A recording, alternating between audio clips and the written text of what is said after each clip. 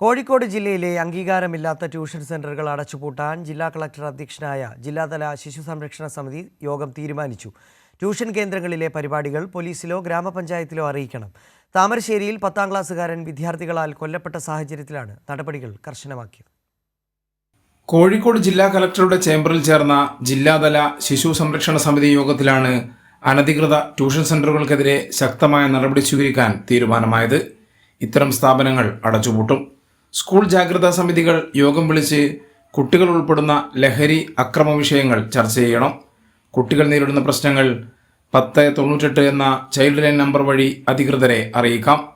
ഇതിനായി child line നമ്പറും ഏതൊക്കെ വിഷയങ്ങളിൽ ചൈൽഡ് ലൈനിൽ വിളിക്കാമെന്നും അറിയിച്ചുള്ള വലിയ ബോർഡ് എല്ലാ സ്കൂളുകളിലും അംഗീകൃത ട്യൂഷൻ കേന്ദ്രങ്ങളിലും പ്രദർശിപ്പിക്കണം. നിയമവിരുദ്ധമായി പ്രവർത്തിക്കുന്ന ട്യൂഷൻ സെന്ററുകൾക്കെതിരെ ജുവനൈൽ ജസ്റ്റിസ് ആക്ട് പ്രകാരം നടപടി സ്വീകരിക്കാൻ നിർദ്ദേശം നൽകിയതായി കളക്ടർ സ്നേഹിൽ കുമാർ സിംഗ് അറിയിച്ചു.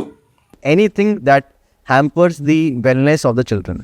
It also includes ഒരു ഇൻസിഡൻ്റ് ആണെങ്കിൽ, ഒരു ഓൾട്ടർക്കേഷൻ ആണെങ്കിൽ, ഒരു ഇൻസിഡൻ്റ് ആണെങ്കിൽ ആ ട്യൂഷനും റെസ്പോൺസിബിൾ ഉണ്ടാവും.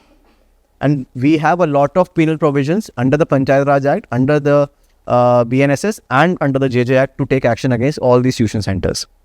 യോഗം വാർഡുതല ശിശു സംരക്ഷണ കമ്മിറ്റികൾ സജീവമാക്കാനും നിർദ്ദേശിച്ചു. എല്ലാ സ്കൂളുകളിലും കൗൺസിലർമാരെ നിർബന്ധമായും നിയമിക്കണം. പഞ്ചായത്ത് രാജ് ചട്ടമനുസരിച്ച് ട്യൂഷൻ സെന്ററുകൾ രജിസ്റ്റർ ചെയ്യണമെന്നും യോഗം നിർദ്ദേശിച്ചു. കൈരളി ന്യൂസ്, കോഴിക്കോട്.